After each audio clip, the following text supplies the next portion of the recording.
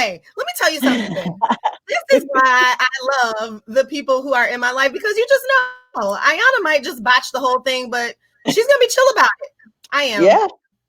And that's the best way to be, because you know what? I keep telling people, grant yourself some grace, and I'd rather see, just be chill about it, because we're all human. Everybody does things, And you know what? Technology. Right? I know technology fails people all the time. Listen, sometimes I'd be failing too. I won't even blame it on technology, but listen, it's all right. Here I am. Not failing right now, am I? Here I am. You are not. Melissa, I'm so excited. I'm so excited to have you here today. We just have such great conversations, and the conversation that we're having today is not just for you and me, although I feel like it's very much for you and me. It's for everybody who's joining us today on YouTube. And so thank you to everybody who's joining today, whether you're on live or you're going to be watching the replay later. Thank you. I'm appreciating you so much for being here on what is our last You Choose before Christmas. Merry Christmas. Happy holidays. And I am so honored. I feel so honored that you asked me to be on. I'm just happy to be here. I'm happy to end this year, with you and your audience. So this is perfect. This is perfect. Ah, thank you. So I want to tell people how we got to know each other and how we are connected by sisterhood, of course. But the way we met is we were both doing some work and still are serving another woman-owned small business called Anita Expert. And you were really helping people with their marketing strategy and digital ads.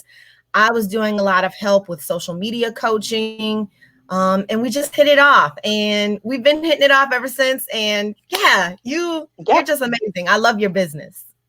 And back at you. Same here, and I tell people, I use us as examples all the time, because our businesses overlap and in a lot of places, and people sometimes get weird out about that. I'm like, no. There's enough for everything. And you are an expert in so many pieces, and you also need different perspectives that, especially as a business, you just want somebody just to kind of give you a different perspective on how you would your take on certain things. Right. And so we help. Yeah. I like the fact that we help small businesses. I like the fact that we're working with women owned businesses. And so it's great. So yes, I count you as one of my bestie business buddies. Oh, and you too. So, listen, everybody, guess what? Today I'm gonna try to get these comments right. So let me start out by saying good morning. Good morning. Let me see. Listen, everybody, you just have to know that this is how I am. Okay. I'm learning this I'm over here on this phone. I got a laptop over here. It's too much. All right. So if I don't say your name, I need you to know deep in your heart, it is not personal. I'm learning and I'm stressed out sometimes, and I'm feeling this way. I just don't. So good morning, Deborah Elliott. Hey girl. Good morning, Deidre. Good morning, Hunar. If I'm not saying your name right, I want you to correct me. Okay. I want you to correct me. So listen, this is what we're talking about today. And this is such a critical topic at such a critical time, because we're getting ready to plow right on through into 2021. And I know that people who watch the show either live or they come back to it, a lot of those folks are either themselves business owners trying to figure out how to do it all. And you and I understand that. Or they are folks who are serving in a marketing and sales role, wherever their industry is. Good morning, Deidre. Good morning, Patrick. And so this is for them too. So I want to start out by doing this. Everybody is an expert. Everybody is an expert at something these days. And I do not ever want to take away from people who really have done the work in their field to make a name for themselves. And that is you. So when I said that you're a digital marketing expert, I mean that, because you have the track record to prove it. And so I just want you to drop some of these receipts so that the people know that Miss Melissa McClary Davis does know what she's talking about, honey, because she's done it before. So Melissa, I know that now you can talk about some of the things that you've done both in your own business and when you were, locked down on corporate before. I say lockdown because that's how it goes. Yeah, yeah, because So I why was don't locked down. you were locked down, girl. You were locked down. Okay, so tell me what your background is and how I can so confidently call you an expert in your field. Sure, I'll be glad to tell you, and feel free, anybody, especially those on LinkedIn. You could peep my LinkedIn page, but Oh, I am, right. yeah, I'm a marketing expert, digital marketing. I've been in the digital marketing space for over 25 years. I started back when Amazon only sold books, and I walked into a lot of businesses that you've heard on. I worked with a lot of the Fortune 5, the Fortune 10 companies. So we're talking Ford, GM, Best Buy, State Farm, those companies that I would walk in and kind of help them with their digital marketing, understanding and transformation before we even called digital marketing. I worked Yeah. with companies to understand how to bring that into their business. So like your Kmart's of the world, you know, your Best Buys of the world, and help them with their e-commerce start. So what was that channel? It was like, I've got my undergrad in marketing and I got my grad and my MBA in marketing. So I love marketing. I love the field a lot, and I am a true marketer at heart.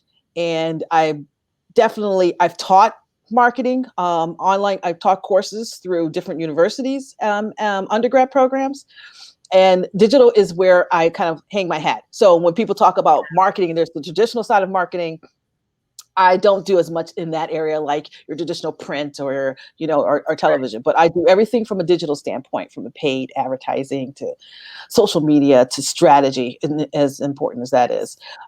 So I bring that because there's people out there who have done marketing. Maybe they've worked as a marketer for an organization. In the last few years, has definitely have grown. Digital marketing has grown for sure. But I've been doing the digital marketing for 25 years. So not just marketing, but digital. And there's not Yes. a lot of us out here who know about Web 1.0 and that wave and Y2K and how to get around that, and then Web 2.0 and all the new things that are happening right now. Yeah. And things did happen very quickly, right? 20 plus Oh years yeah. ago, things were a lot different when you're talking about marketing. Earlier today, my 10-year-old was watching something on YouTube and it was talking about the early ages of the internet. Okay. And I'm trying to explain to him what this whole dial-up was about, this whole in the background sounds like a fax machine. And he was just staring at me because it seems so foreign to people now, right? Yeah. So I wanted you to, roll out the scroll of receipts again, because I want to make sure that people understand that you know what you're talking about. And that's why I'm so excited to have you on today. So you and I did some work together not too long ago because as I'm continuing to build my business and expand my business, I do a lot, like 180,000% of my own marketing, as you know, right? And really, that's what keeps me very busy. It's not just the work that I do for my clients, it's my own marketing. And there were some things that I myself needed to really get serious about and understanding going into 2021. So you actually helped me. We talked about really focusing and understanding my Google Analytics. Yeah. I think that Yep. people pay for a website and they put their website up and they're just like, peace, I'm done. Here it is. And it's like, no, man, you've got to know what you're looking at so you'll know where you need to pivot. So when you're Exactly. talking about digital marketing, there are going to be some folks who really don't understand what we're talking about, even when we say digital marketing. So can you tell us what all it encompasses? And really from there, let's talk about what we need to be looking at in 2021. Sure. Yeah. So digital marketing, it encompasses everything that you can do working with your end consumer in the digital space. And I know that sounds kind of simple, but and the digital space, we're talking about these areas, of your business. You need to communicate with your consumer, and you need to communicate them through either your social media, either through your email, either through your CRM. So just talking through text marketing. It can be done through just PR and getting out to different blog posts. So there's a variety of different areas that falls under digital marketing. And Can I it's how stop you we one put that second? together. Sure.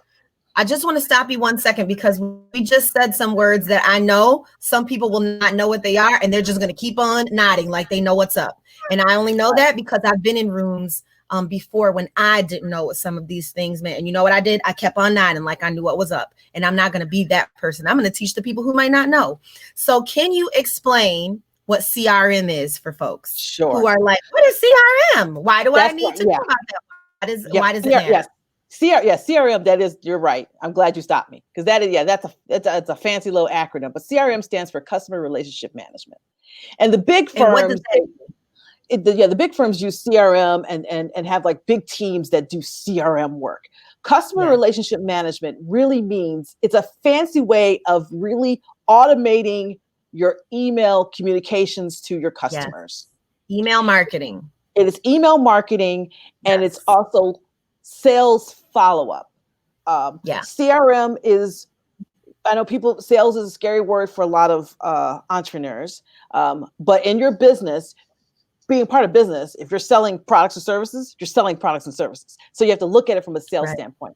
And the CRM systems that you could put in place, the email marketing systems, help you become effective. You just establish a relationship with your customer. So it's a system that manages that customer relationship. So that's what CRM is. And if I can expand on that just for a second, if that still doesn't make sense to you, this will. MailChimp, Constant Contact, MailerLite, Zoho. If you've heard of any of these, if you use any of them, that is CRM. This is the way in which you are sending out your email marketing, and you're using it as another way to market or advertise. Yep. Okay. And I just wanted to make that distinction. Thank you.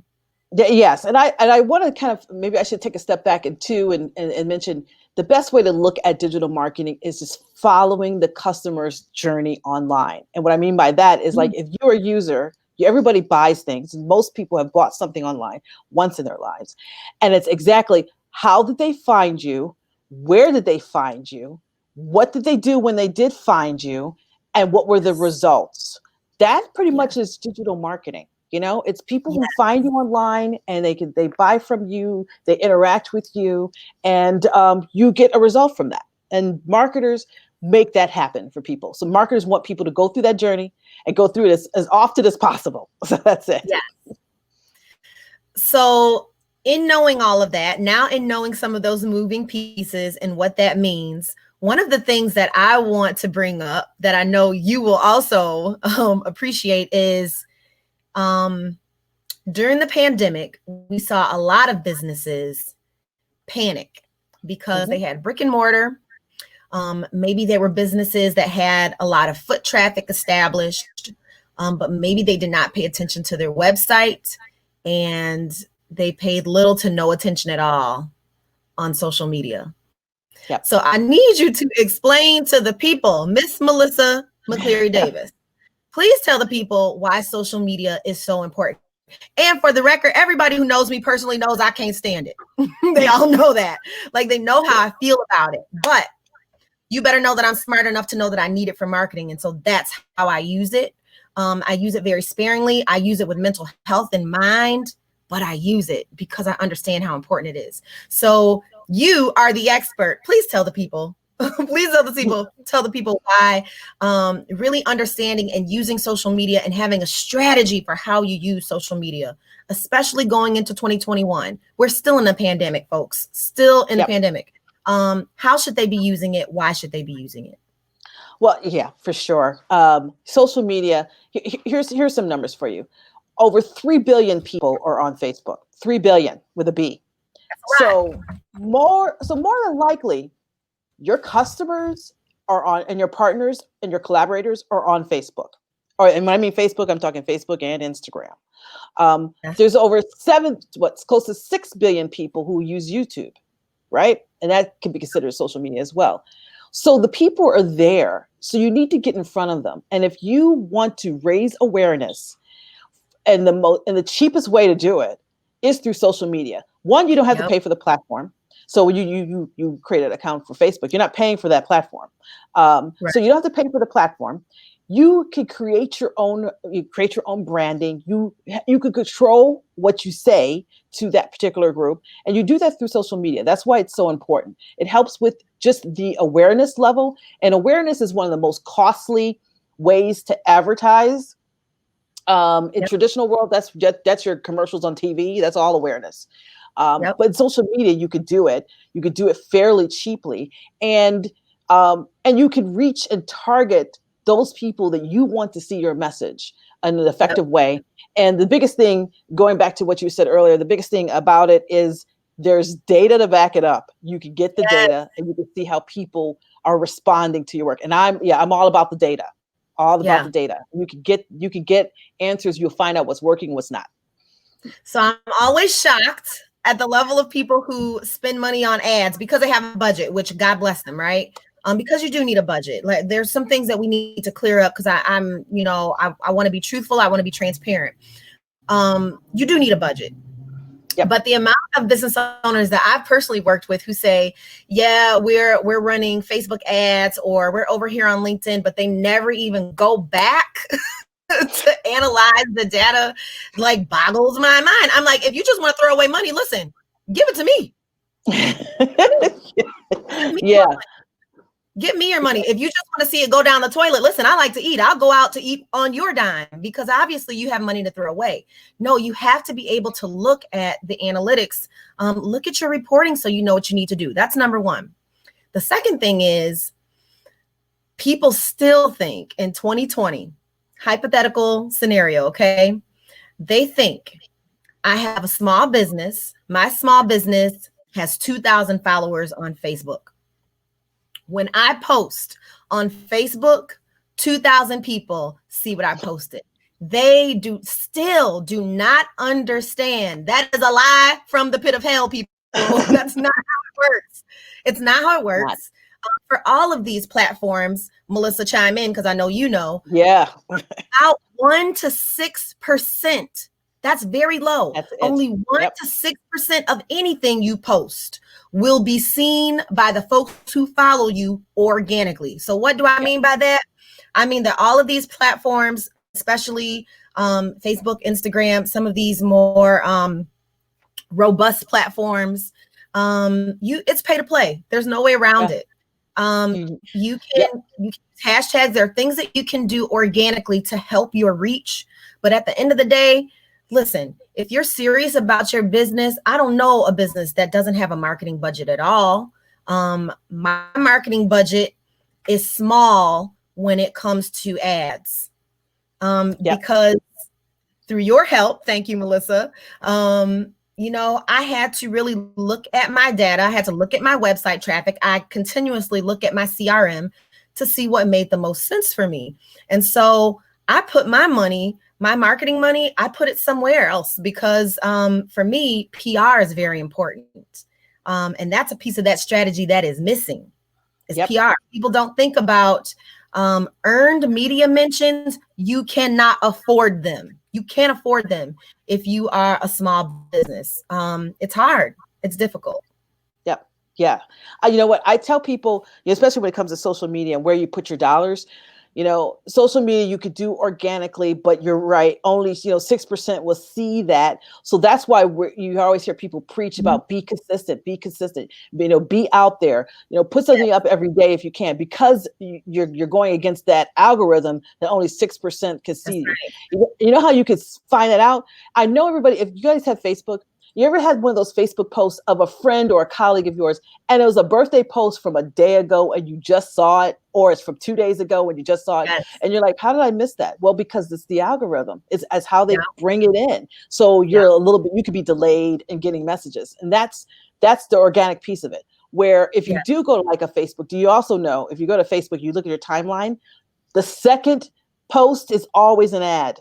If you just check it out, the second post is always a sponsored ad in your timeline because Facebook purposely makes that happen. So if that's a sponsored ad, people are definitely advertising because they know they can get in front of people, with using Facebook advertising or Google or Pinterest advertising. You can get in front of the people, and you can get in front of people often with that.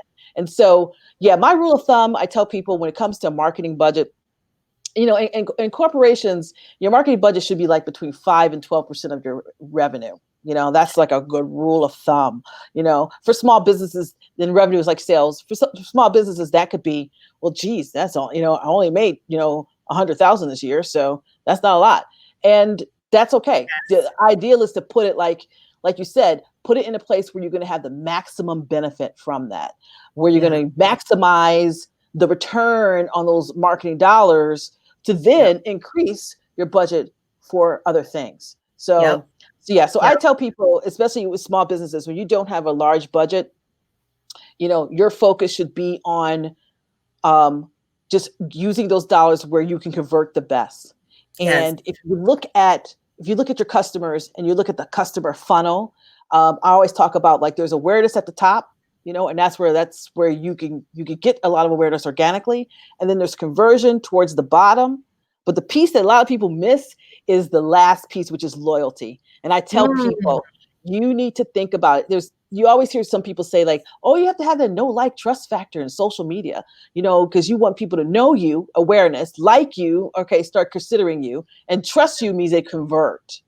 Right. Where I always believe they're missing a piece. It's not only know, like, and trust, but then it's also fealty. I use fealty as the word because that's your customers.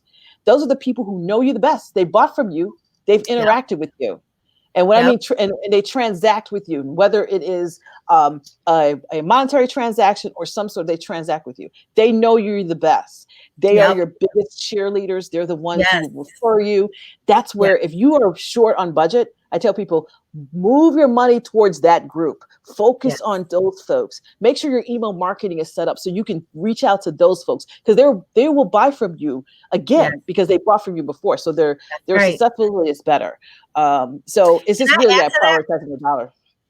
Yeah. I just want to add to that really quickly too. When you talk about loyalty and you talk about looking at your CRM and customers who are repeat customers, right? Another part of the marketing piece that I think is missing are those reviews and recommendations. We do not to the level that we should. And I mean us collectively. I ain't talking about me because listen, I be asking for my reviews, okay? Go check me out. Go find out. But we don't do a good job of letting our customers, our clients, our partners toot that horn for us. If you go to my LinkedIn page, you're going to find recommendations because I understand that people do not know Ayana King. They do not know Maximum Communications, but I also understand that the percentage is high. I think it's something like 85, 90%. People buy and make decisions based on reviews and recommendations, even when they are from strangers. So when I work with someone and they give me a verbal nod of approval, when they give me verbal praise, you better believe I'm trying to turn that into some text real quick that shows up on the internet because I want people to know that I know what I'm talking about and that I have customers and clients that are happy with my service. So I think that's another piece that's missing there. That's true. That kind of helps you. That's to save you money, because you've got those recommendation reviews and digital marketing. It makes it easy. Google My Business. That means like you have your business that's on Google. So when people search for you, it'll come up. It pushes towards ratings and reviews there. Facebook, obviously the Facebook page, ask for a rating and review. And it's very simple to ask. And yes, it's just got to get in the habit of doing that. I know you're good. You're good at it. You're very good at it. I learned things from you, and doing it. But it's asking for that review and to think of it really from a marketer standpoint. And I know some people are like, oh, I don't want to get a review or, you know what? I don't know if I'm worthy of that review, some crazy imposter syndrome type of discussion. Think of it as that you just need to, you want the ratings, you want the reviews, you want to be able to improve your businesses and your services all the time. So just ask for areas that where, what can I do to make this better? And then that ends up being a review. So, yes. And if you are giving really good care to your clients and customers, and I know that you are, and you give them a stellar product or a stellar service or whatever it is, and they're happy with it, most times they're also happy to share with others what you did for them, how you helped their business. And sometimes, they won't do it unless you ask. People are busy. Yes, it's so true. So we have to get out of our own way too and remember to ask. So I want to move over into, we're about 26 minutes in now. That time flies, doesn't it? It sure does. And I want to ask the audience, those of you who are watching live right now, if you have any questions that you would like to ask of Melissa, go ahead and ask them. But I want to know, so Melissa said what she thought was missing. Can you tell people what you think, again, is missing from a good marketing strategy? You talked about that loyalty piece. Yes, the loyalty piece is the big thing. Understanding, you need to have a strategy around your existing customers, your past customers. Another big area that's missing, we talked about data, is just doing that assessment, because the data, the details are in the data. That will let you know what big holes that you may have. But another big piece is setting realistic goals for your business. We talked about the budget and making sure you set aside a budget, but also realistic goals for your business. And then once those goals are set, the messaging. That's another big thing. What are you offering, and how are you offering it? And how are you communicating that message to people? What is the product that you're offering? How is it serving that customer? And how are you communicating that message? So you've identified your goals that you want. You're setting realistic goals. And then your product or service, whether you're launching something new or you're expanding on a new product, does the message communicate effectively to your audience? And then, are you reaching that audience? Do you know who your audience is? So those are like some of the areas. Do you know who your audience is? I work with a lot of people and I ask them who their audience is. Let's just say on Facebook, okay? And they may say to me, well, my audience is women who are, 25 to 35 years old. And we go and actually look at very quickly the people tab under your analytics, under your insights. It's like, no, that's not who your audience is at all. Like, this is who your audience is. So if this is who your audience is, let me tell you, you need to change the way you talk, because this is who you're talking to, and the content you're producing is not for them. So yeah, I agree with you on all of those accounts. Yep. Looking at your data will reveal so much, that you're thinking like, oh my gosh, I'm serving that customer. I mean, I had a client, that was, that her site was set up to serve a certain customer, but because of the keywords that she was using, people who were coming to her site were from, and she's a for-profit business, but nonprofits were coming to her site because of the keywords that she was using. And that wasn't who she was really targeting. So, and that's only be found out looking at your data. That's only by looking at your data. So listen, if you take nothing else away from today, if you have a website, okay, and if you are paying for a website, if you are part of a marketing department for an organization and you have access to that data, look at it. Look at it, because it will help you really understand what you're doing well and where you need to beef up at.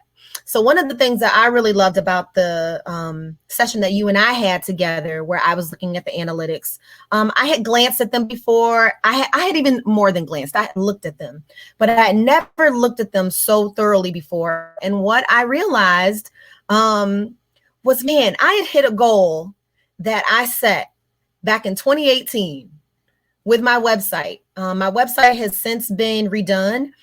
But I hit a goal in who was looking at my website and the people who were coming to my website a long time ago, and I didn't even realize it. And the other thing that came out of our session together was not only that those that data, those analytics really solidified that I'm on the right track, but it also prepared me for 2021. Because one of the things that people might not know about my business is a lot of times people now are coming to me for workshops on diversity, equity, and inclusion. But that was always a part of my business from the very beginning. It was a very important part of my business, but because I did not have clients who were looking for that kind of work, I focused very heavily instead on the social media coaching. And what I did, because I'm crafty, okay, what I did was I still put that diversity, equity, and inclusion piece in there just by talking about marketing and what we're missing in our marketing. That's my house phone, by the way. That's ringing in the background because I'm probably the only one on earth that still has a house phone, but I do. Whatever. So when I had to, looking at my website, I said to myself, because of the conversation I had with you, is it time for me to change my website once again to really put that diversity, equity, and inclusion piece at the forefront and as the focus, which is where I always wanted it to be and where my business is now? I would not have had that conversation. I would not have started strategizing in that way without looking at the data, at the analytics. Yeah, because we came up with, like, there's a few. If anybody who's looked at your Google Analytics, it's overwhelming. It can be overwhelming if you just don't know where to look, because there's just a few. Yeah. There's just a few questions you just need to ask yourself: where your customers coming from, where your visitors are coming from, what are they doing on your site? Where are they exactly going? And how can you get more of them to do what you want them to do on your site? And are they meeting your goals? Because you can set up goals. Are they following through on your goals? And those, understanding those areas, especially what are they doing on your site, will help you determine like what content that you need to share, or what page or message that you need to amplify or show more, because that's who you are about, and who you're about now. So we talked about that. It's like, hey, do I need to switch up the menu a bit, and make it easy for people to follow that journey? Like I said, it's that customer journey. It's like how they show up, where they find you in the digital streets, how they come to your hub, which is your website, how they come there, how they interact with you, and then how they transact. And you just want to find that net and just rinse and repeat that over and over and over again. That's the essence and the crux of a good digital marketing plan and strategy, is to make that as frictionless as possible, to make that happen with your users, to just flow through in their journey to get what they need. You answered their problem, you solved their problem, and to do it effectively over and over and over again. Yeah, and you know what? The small way, the easy and most simple way for me to think about all of this is, if you are baking a cake and you're putting all of your ingredients together and you put it all in the pan and you shake it out, you make sure it's even, and you put it in the oven. You don't leave it in the oven forever and not come and check, doggone it. What are y'all doing? You got to go back, people, and check. And I'm not just talking to entrepreneurs. I'm talking to people who are also sitting in these marketing spaces in organizations. You have to check too. A lot of our organizations go through change and we have no idea because we don't have a pulse on it. Yep. We're not asking people how we're doing. We're not asking them what they need from us. We aren't responding to the changing culture around us. And then before you know, somebody trying to kidnap your governor because it's all her fault. But I digress. I'm not gonna go there. I'm not gonna go there. But what I will do is I'm gonna put up a comment and a question by Deborah Elliott. Hi, Deborah. She said many businesses, especially senior living communities, have cut their marketing budgets significantly due to decreased sales and increased operational expenses. She's right. How do you convince them to reinvest in marketing? So I'll answer first, and then I don't know if you have any clients in this space, but I'm sure you can add to it. Yep. So Deborah, what I do to convince them, honestly, I ask them, why on earth, if you need people to move in, the first area you would cut would be your marketing? Like, that doesn't make sense. And I'm talking about cut completely, not just decreased. I know people who are like, I don't have a budget anymore. Yet they have, people who are breathing down their necks about occupancy. Number one, I want to say this specifically about the senior living industry, and specifically for people who are in sales and marketing, because I feel so bad for these team members right now. We are in the middle of a pandemic. People are afraid to move into communities that have been hit hard. It's difficult to get people to move in. Acknowledge that. Regionals, acknowledge that. Don't make your sales and marketing folks feel like something is wrong with them because they can't get people to move into your community during a pandemic. Instead, let's look for the silver lining, okay? Let's figure out what we can do, even with a decreased marketing budget. And again, I go back to one of the things that I think, especially the senior living communities need to do, is they need to utilize public relations to the best of their ability. I have a client right now that I'm so excited about. Like, I'm waiting on their stories to drop because they got several local and a national spot that's going to travel all over, because we reached out, because we pitched our communities, because we said what we were doing well and what we were doing right, and we weren't afraid to do that. So don't cut your marketing budget. Definitely don't cut it out completely, but instead look for ways that you can really make your marketing plan more robust in other ways. If you're not using social media very well, get to it, get good at it. You know, $50, $100, $150 on Facebook actually can go a long way with a targeted audience. And a lot of you have more than that. You know, you're spending $200 on stupid gel pens that are going to be dried up next year. I know you are, because I see it. Don't play. I'm going to tell you the truth, you know? So great question, Deborah. Do you have anything to add to that, Melissa? Oh yeah. It's funny you mentioned that, because I think some people think marketing is nothing but tchotchkes, gel pens, brochures. That some people define that as marketing, and that's not it. They think it's just the awareness side. Marketing, like I said, it works hand in hand with sales. It's a skill set that makes your sales team more impactful. Marketing will provide your sales team with the best qualified leads or best qualified resources, so that way that sales team could convert somebody the quickest and the fastest. And that's how you can kind of really help convince them with marketing. For every marketing dollar that you spend can equate to an increase in sales based on how your sales team will respond to it. If you tell somebody, says, hey, I could get you, you need 100 leads to convert, to convert 20. Every 100 you can convert 20. Well, how are you going to get those leads? Those usually come from marketing. And then if I tell you that I can get you those leads for $1 each, then that will definitely pipe up. So it goes back to the numbers. To convince people about marketing budget, you got to give the business case, which is the numbers. And if you have the numbers, so that you can let them know that, hey, for every $1 I spend in marketing, increase X in sales, that's the winning combo that you want to tell them. And you want to get to them that point. So qualify the resources of marketing, not just awareness, because yes, they're going to cut budget in awareness, but going back to how can I, convert, with the minimum spend, and that is through qualified leads or targeting the right pool of people, and that comes from marketing. Yes.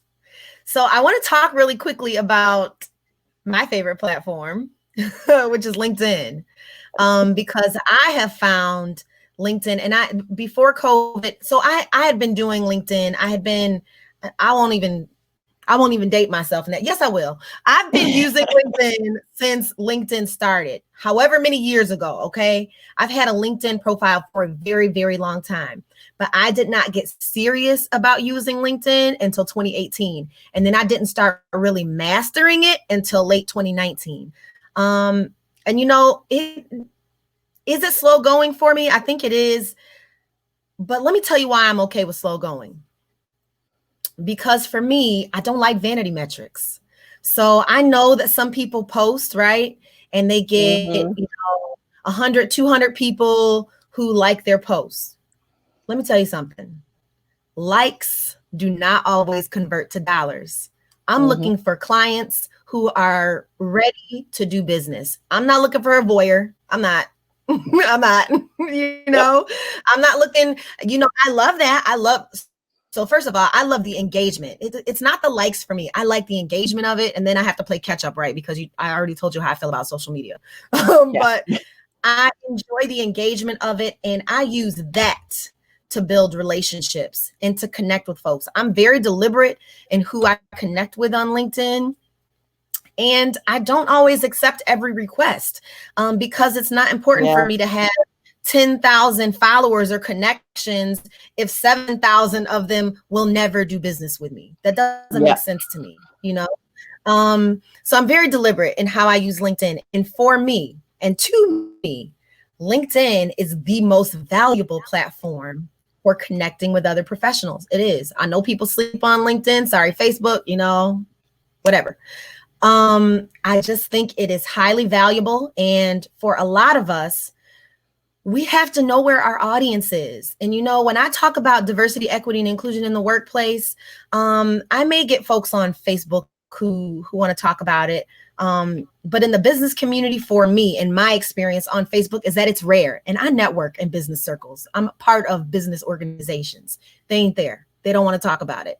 But people on LinkedIn are ready for that conversation. And that's where I get to connect with decision makers, because I'm in the business of changing minds and hearts. I'm not in the business of getting likes. That's just how I feel about it. So I always tell people, please don't sleep on LinkedIn, not if you're serious about building your business. So what are your thoughts on, out of all the platforms, what do you think has been most beneficial for you, and what's your favorite? You know, you definitely taught me so many things on LinkedIn myself. And I've been on LinkedIn for, you know, since the start too. You know, I think everybody who's been on LinkedIn, you know, especially as a employee, if you work for a company, it's a platform, you know, that professionals meet, like you said. I think for any business, there are some businesses where maybe LinkedIn doesn't work in some aspects, but that's like, you know, a rarity. To have a place on LinkedIn, you should, because when it comes to relationship management and discussing things with people, LinkedIn's a great resource. I've gotten referrals for clients from my LinkedIn contacts. Since my contact list, I mean, I'm not tens of thousands, like you said. I'm really deliberate into who I contact. And it's interesting, you know, since I started my own agency, it's funny, the people who've been coming out of the woodworks to have a relationship with me, you know, more than half of them are like not the right type of relationship. They're more sales people who are trying to sell me their services. So I'm very deliberate about that. I think my platforms, my best platforms for my work, LinkedIn and then Facebook are the two platforms, but that are good for my work. The one platform I always tell people don't sleep on is Twitter. I tell people about Twitter because if you have a business that requires public relations and media presence, you got to be on Twitter, because your journalists, your media are all on Twitter. So you need to be there. And Twitter has a lot of the data to kind of help from a research standpoint. So I tell people about Twitter, but for me, most of my, especially referral businesses, come from LinkedIn and Facebook. Yeah. Okay. So I have to tell you something about Twitter. I love Twitter, but I love Twitter for my personal, you know, because, you know, they have the best memes. They do. I just, you know, any time of night, you know, I could just burst into laughter. And if Nick rolls over, he knows I'm scrolling this good Twitter. You know, this is what it is. This is what it is. So I want to go ahead. I want you to finish your thought. No, I was just going to say, because on Twitter, you know, I have my Twitter account, and it is Twitter. I'm a little more personal on Twitter, and it's funny because I just put up a post on Twitter like last week about like what was like one of your guilty pleasures from 2020, right? And it's scrolling through memes. For me, one of my guilty pleasures was like TikTok. I just picked up on TikTok, and that's my 11 p.m. at night, and I'm cracking up watching, you know, going through TikTok. It is hilarious, but yeah. So I tell people, you know, Twitter, the data, the analysis, and what you can use Twitter for is important for your business, especially if you are looking to do to reach out to media to target your customers. But for me, I think the biggest platforms. When I say Facebook, I'm talking Facebook / Instagram, since they're both kind of combined, and then LinkedIn. Yeah. And I think I use Twitter and Instagram heavy for personal. And I don't even post a lot. I'm a voyeur there, right? I'm the voyeur there. Like, I'm just like soaking up other people's content, you know? And they're all different. All the platforms are different, right? They are. There's a different audience. One thing Yep. I do want to say before we switch to this next topic really quickly is you're right about Twitter being the hub for if you don't have, some of you will know what I'm talking about when I say Cision and Meltwater. If you don't have Cision money, okay, if you don't have Meltwater money, okay, to like really have this robust database full of producers and executives and writers and journalists, whatever, okay, maybe you don't have that. I didn't when I first started out. I do now, thank you Jesus, okay, but I did not. My very first story when I was still working in corporate that I ever got picked up by a national outlet, by a national news outlet, was because I connected with somebody on LinkedIn, believe it or not. Mm-hmm. And I am disappointed that more journalists and producers aren't on LinkedIn, just because I feel like, man, I'll tell you why it's good for me though, and for what I do, because when I reach out to somebody, I don't have a lot of competition. Yeah. And I know how to write a pitch. So it gets picked up, Yeah. you know, but yep. I use it in concert with Meltwater. Yeah. So one thing I want to ask you, can you give the people 2 things that they should be looking at when they're putting together their strategy in 2021?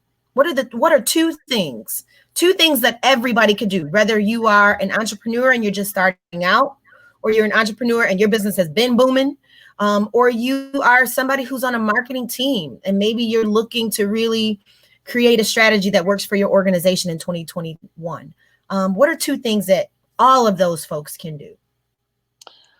One main thing is research. Look at how people were buying in 2020, how people buy or transact, because transactions that happened in 2020 established a new consumer behavior, and that's not going to change. Even if we do, once we get out of this pandemic, it's not going to change. They got to look at the digital transformation side of things. People are got used to and they're sick of Zooming, but guess what? That's going to still be there. And people now, the idea, especially in the e-commerce world, the idea of curbside pickup, drive up pickup, I don't have to get out of my car pickup. Those things are going to exist now because the friction is over. I used to long for these days as a digital marketer, saying, gosh, I wish people would use the internet more to buy things because you don't know how easy it is. Well, this year forced that on people, and now people are now conditioned to it. So consumer behavior has made a dramatic shift. Yeah. And so businesses think that they can go back and they can get rid of some of these services. You're going to have to expand them. So definitely look at areas of expansion, because not only are you going to have current people who are new to that, but the generations underneath us are expecting that. So your Gen Zs of the world, that's your 21 and under Gen Zs, your millennials, obviously, are expecting that to continue. So digital transformation is critical and is important. So as a marketer in your company, one of the things that you need to do is not a decrease in budget, but an expansion in your marketing budget. Create the business case for that, because you're going to have people who are going to be digital only, and that's the only way they want to interact with you. So make sure that you're kind of aware of that. That consumer trend is definitely going to be there.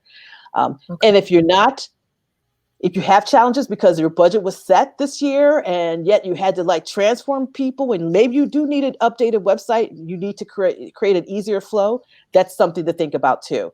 You're going to have to, and think about it from this is a fancy word from corporate, the omni-channel approach. Yeah. Make sure you tell everybody what that omni-channel approach is. Omni-channel approach means buzzwords. That's the buzzword. It means omni-channel is you need to be able to relate to people from wherever they're coming from. The website can still be the hub, but you need to be able to relate to them if they want to text you. That's a different channel. If they want to, like I mentioned before, curbside pickup, drive up, that customer service, that's a different channel. If they, social media, obviously through, I like to think, over the top TV, OTT, those who stream, that's a different channel. You want to reach people out here who are sitting there, watching Hulu, you could reach them and connect with those folks as well through email marketing, through these type of webinars and sessions and podcasts. All those omni-channels, those are omni-channels. Everything has to be all work in concert together. So you need to have a strategy that fixes that talks about everything. The messaging, the look and feel, everything kind of has to work. can't be jarring. You have to have it, make sure it's seamless. So your And ad has to look like your website, that has to look like your social media, that has to look like your messaging that you're doing in your text marketing. Once you pull all that together, because that's what your customers are seeing. That's what they expect. Yep. And you know what? All I heard in the middle of that was diversity. Yeah. That's what I heard. Yep. Yes. You have to, people think that diversity is this one thing. It's not. It's many things. It's representation. How are you reaching people? Where are you reaching them at? And who are you leaving out? That's always what I'm asking my clients when we're talking about this sort of stuff in marketing. Yep. And you need to know, and if I could let me just touch on this a little bit, because especially since I worked on it, you need to know from a diversity standpoint, how different users, different genders, different ethnicities, how they use each of the platforms, because it's all different. Yes. How they use the platform, and to be able to communicate with them based on how they use the platform. And that's critical. Yeah. And then put your strategy together, knowing all of that. If you have clients who are an older generation, if you have baby boomers and beyond, right? Some of those folks, you still might need mailers because they don't trust everything social media. They don't trust everything digital. And so we have to work to make sure that we are also building trust with all generations. And there's that diversity again. So one thing you said that I want to touch on really quickly before we start wrapping up is you talked about being able to hit all of these different sorts of omni channels. And one of them you brought up was saying that Zoom is not going to go away. Now, I can say for my business, what really changed for my business in 2020 is that I went from doing in-person workshops to doing all virtual workshops. And I'm telling you, that had been a blessing for me because now I have clients all over the country who I serve, which was not the case before because, I'm just going to be honest, like it has been hard in my own backyard. It's been hard in my own backyard. But I don't know, people outside of my own backyard are like, come on, girl, come on. And I love that. So one of the things that I noticed that I don't know if you noticed is because people were picking up on, okay, you're a coach, but you can't do it virtually, or you can't do it in person, you have to do it virtually, is somehow, not all, but somehow many businesses all of a sudden thought that because you weren't physically presenting in person, your services should be free. Like, I can't tell you, I'm for real. I cannot tell you the number of times this year in 2020 that organizations, some big with large names, would reach out and send me a message either through LinkedIn or on email and say, we really love what you're doing. So-and-so has referred us. This is what we heard. And I would go, perfect. Yeah. Do you want to come in on a free webinar that I'm giving? I can do that. Like, here's a link to a free webinar. They'd be like, yes, let's work together. Let's do this. And then it would come to talk to money. Melissa, I'm not joking. They would all of a sudden be like, oh, unfortunately, we don't have a budget for this year. And it took everything in my power for many times not to give them half of the peace sign. And I'm not talking about the index finger. Okay, because I thought to myself, the nerve of anybody to think that you should be giving them free work, but specifically for the kind of work that I do, to ask me to come and talk about diversity, equity, and inclusion, and to do it for free is laughable. I have a list. I'm petty. I have a list and I'm petty.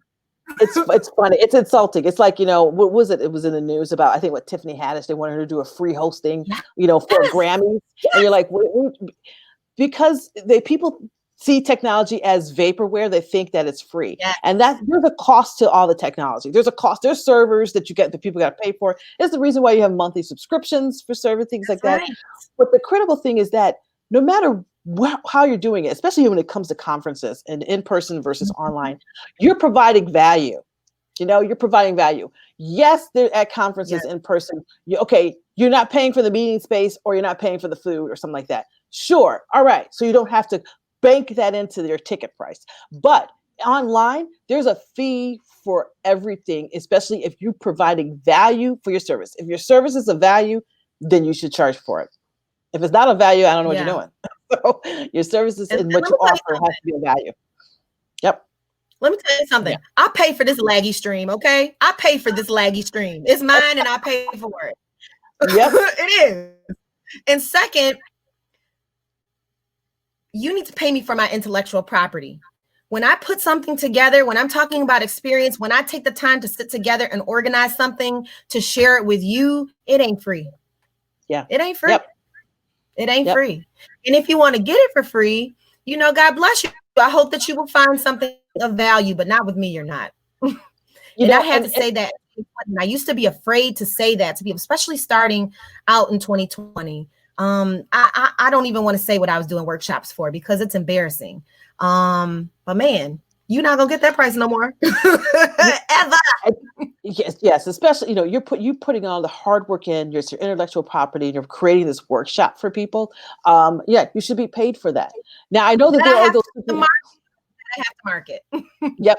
Yep. And I know that there's situations where strategically you're going to look at certain things that maybe you did not get a monetary value from playing, but you're getting something from it. Like I had an example where I did a workshop, and did I get paid for the workshop? No. But what I did get paid for was I got the names of the folks who came to my workshop. So I got a list. Is And it like mutually beneficial?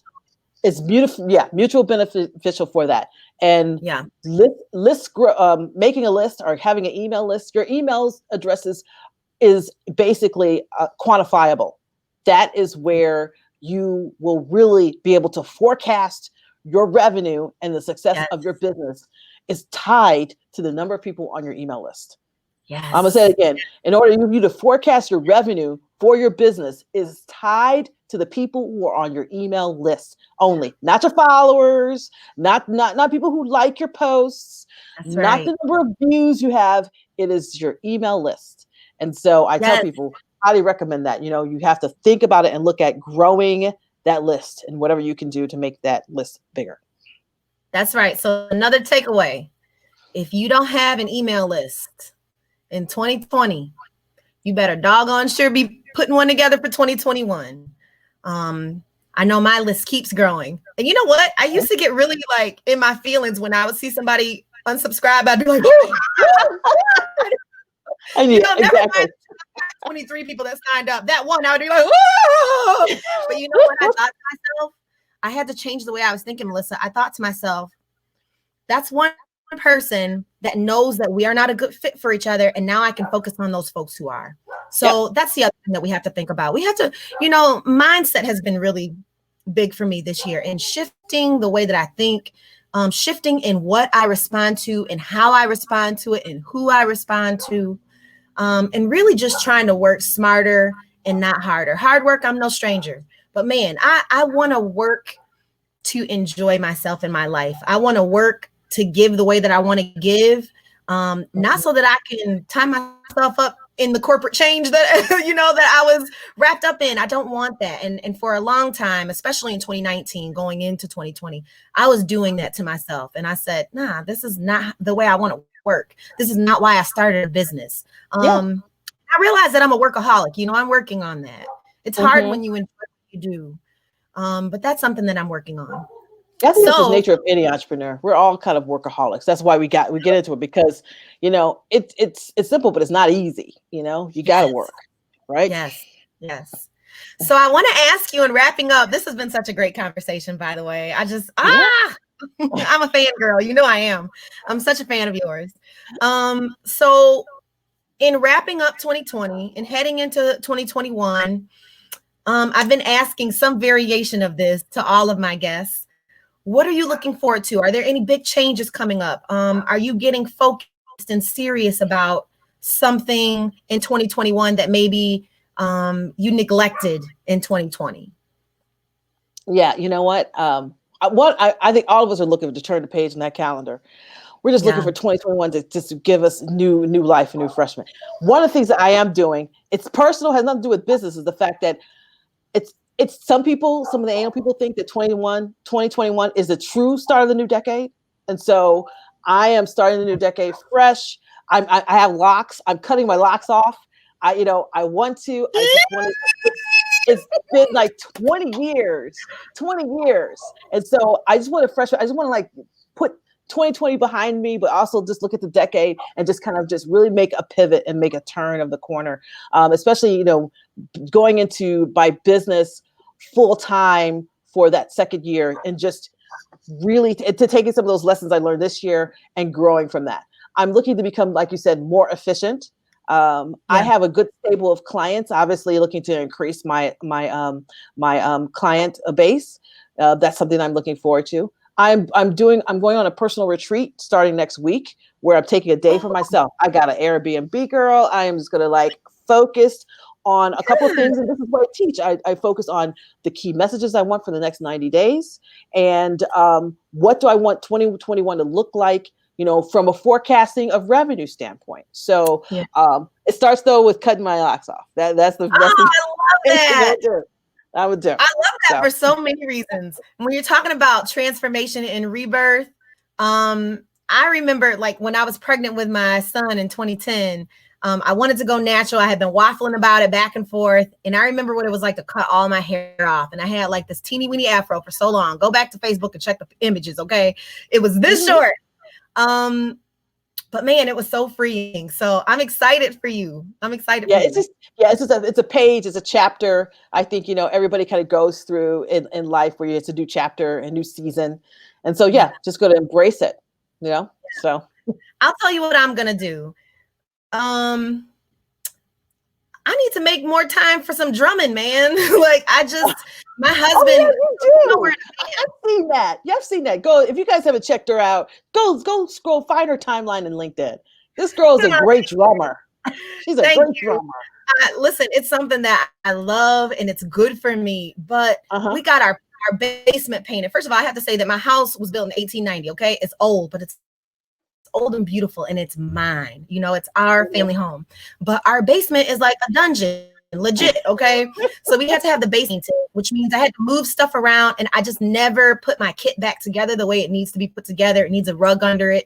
So you know what? In 2021, I'm gonna get down there and start making some music again, because it's good for me. And plus, I get jealous of my husband when I hear him downstairs playing the guitar, and I'm just like, here I am, just sitting, just wishing I could make music. But I can. So I'm going to make more time for more music, because, that is a great love of mine that I didn't know I had until I was 38 years old, was really making music and not just enjoying it. And that I get to do that with my husband and with our other friends is just so special. So I'm making more time for that in 2021. Good. Yes. You better. I'm going to check in on that. I want to hear that. I can't wait till we can play live. I'm telling you, I can't wait till we can play live again. So Melissa, you have anything else you want to share with folks? Tell people where they can find you, because they need to go and find you. Yes, you can definitely find me. My website is fairly simple, wisedigitalmarketing.com. So that's wise, like the wise old owl. I kind of use that as a reference. Wisedigitalmarketing.com. Let me pull it up.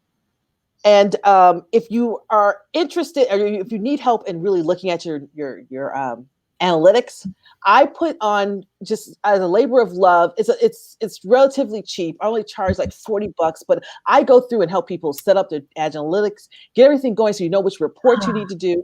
I do that every first Sunday of the month. What I'm doing though for January, because this is the new year, I have all Sundays in the month and I don't, usually 3-4 people at max, because I want that intimacy with people, and we just get things set up. What's the right report you need to look at for your business? And I kind of help them set up and make sure their analytics are all set. So I'll put a link for sure in the comments to sign up for that. And then lastly, if you're thinking about strategy, thatmarketingplan.com. That's my program that I help small businesses create the strategy as well. So I'll put that link in too. So. Okay. And give your Wise Digital one last time. Sure. It's wisedigitalmarketing.com. So wise, WISE, the wise old owl, digitalmarketing.com. That's where you can find me online. I just put up, if you go to my tab at the top, I just put up a new resources, like my favorite things under resources for 2020. You can check that out. But yes, go to that website. Cool. Thank you so much for being here today.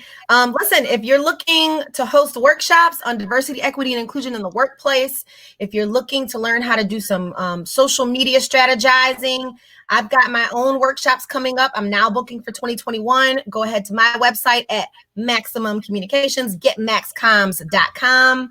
Melissa, you're a gem, you're a jewel, you're a diamond, you're all of those things. Back at you, girly. Back at you. So I know that we'll be talking again in the new year, probably before then. Thank you so much for being a part of the show today. Merry Christmas. Happy New Year. Listen, I pray that you get everything that's on the table. Don't leave a crumb behind because you deserve it. Same back at you and your followers and fans. Same. I wish everyone well in 2021. Hey, everybody. Thanks for tuning in today. You Choose Sundays. I'm back next week. I'm pretty sure I'm talking to Damon Thompson. Damon Thomas, listen, don't listen to me. Just go back and look because it's going to be on the website. We'll be here next Sunday, 1 p.m. You choose. I'll see you then. Bye. There it is. Woo!